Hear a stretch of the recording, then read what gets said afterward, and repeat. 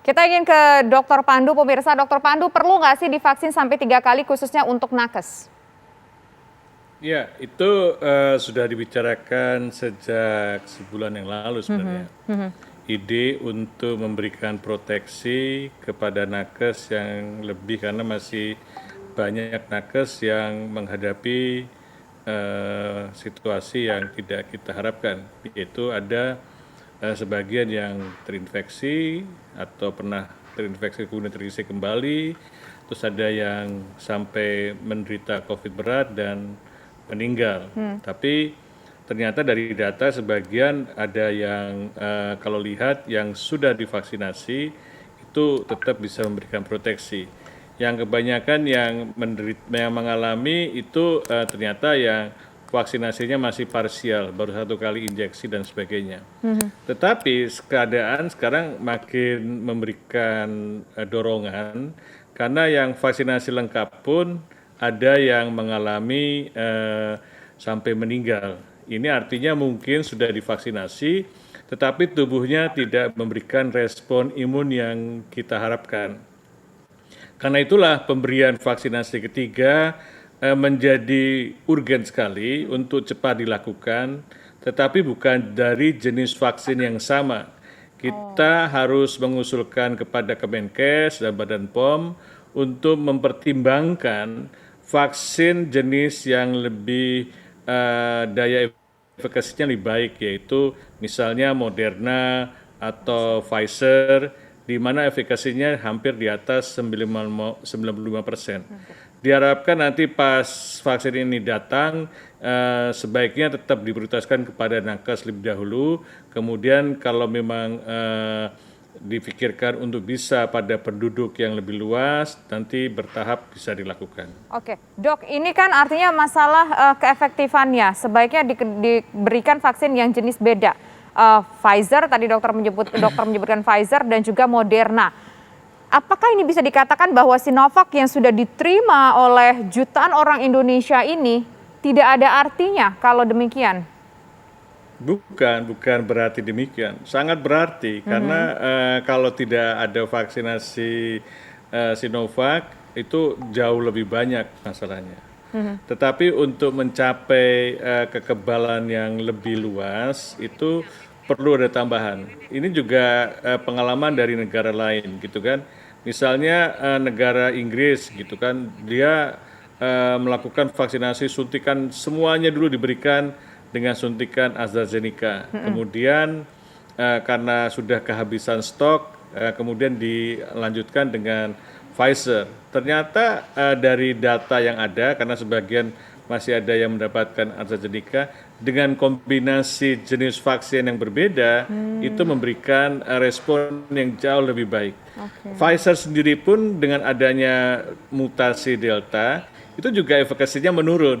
Tetapi dengan kombinasi beberapa jenis vaksin, nggak usah Pfizer sebenarnya, nanti kita cari jenis vaksin yang lain, yang sebenarnya teknologi pembuatannya beda. Ini seperti kita mendidik sistem imun kita. Pertama gurunya adalah Sinovac, sudah memberikan tidak terlalu jelek karena daya proteksinya 65% kan, moderat gitu. Dan kemudian kita tambahkan guru yang lebih baik gitu ya, mungkin misalnya Pfizer kan, itu guru juga mengajarkan sistem imun kita harus lebih pandai dan cerdas menghadapi virus yang juga selalu berubah-berubah. Dengan kombinasi itu ternyata bisa mengatasi mutasi Delta atau mutasi yang lainnya.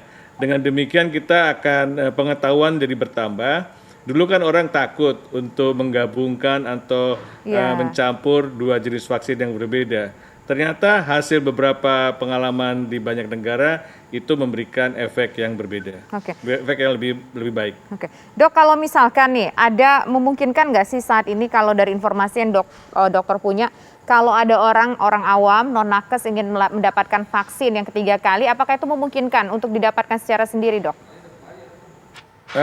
Kita kan itu kan harus tersedia dengan cukup ya. Jadi itu sudah diprogramkan, sudah direncanakan. Kita menunggu saja. Jadi bukan berarti tidak dipikirkan. Dorongan itu juga datang dari anggota DPR, dan juga difikirkan oleh Pak Menteri Budi Gunadi. Waktu itu sempat diskusi dengan saya dan kita mendorong supaya itu, dan kemudian mendorong tentunya kepada Itagi dan komisi ahli yang lain untuk mengkaji, karena tidak mungkin hanya diterapkan oleh usul-usul ini tanpa pertimbangan atau data-data yang jauh lebih akurat. Oke, nah saya ingin ke Dokter Slamet. Dokter, saat ini apakah sudah cukup banyak dokter-dokter ataupun tenaga kesehatan yang sudah melakukan vaksin 3 kali, dan itu apakah memang atas inisiatif atau bagaimana? Jadi begini, dari data ID belum banyak lah, hanya beberapa aja, mungkin 5 atau 10 orang. Dari data kami, setelah dilakukan suntik ketiga, itu antibodinya meningkat dari 20 sampai 200 kali lipatnya. Oke. Itu sama-sama Sinovac. Misalnya kita ukur antibodi kuantitatifnya 25. Kemudian dia bisa meningkat menjadi 500 sampai 1000. Nah, artinya apa? Mungkin kemarin yang sebelum varian Delta dengan 2 kali itu cukup. Tapi ini kan varian ini berubah dari Beta menjadi Delta. Nah, dengan adanya varian baru ini, maka ID menyimpulkan tenaga kesehatan, dokter wajib, saya menyatakan sih wajib ya, untuk segera dilakukan vaksin yang ketiga. Ini untuk mencegah terjadinya kolaps pelayanan kesehatan. Karena satu tenaga kesehatan tidak melakukan pelayanan, itu yang dirugikan adalah masyarakat. Nah, apakah masyarakat juga membutuhkan 3 kali? Itu butuh penelitian. Kenapa? Karena yang dihadapi oleh tenaga kesehatan ini kan di lingkungan rumah sakit. Artinya virus ini sangat banyak ada di lingkungan rumah sakit. Tapi di luar lingkungan rumah sakit tentunya tidak sebanyak yang ada di dalam rumah sakit. Karena saking banyaknya virus COVID yang ada di rumah sakit, maka antibodi pertahanan tenaga kesehatan ini perlu ditingkatkan, yaitu dengan vaksin yang ketiga.